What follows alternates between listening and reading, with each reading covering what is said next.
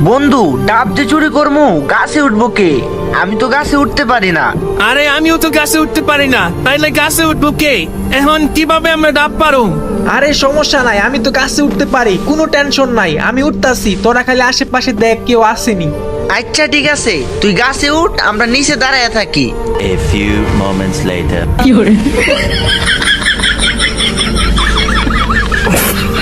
ভাই দেখিস কেউ জানি না দেখে আমরা যে ডাব চুরি করতাছি। ধরা পড়লে কিন্তু মান সম্মান সব শেষ হয়ে যাইবো।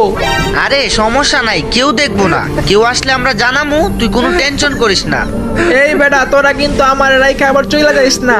আর আশেপাশে ভালো করে খেয়াল রাখ, বাড়ির মালিক আছে নাকি। আরে বেটা, তুই এত কথা না বইলে ডাবগুলো তাড়াতাড়ি পার।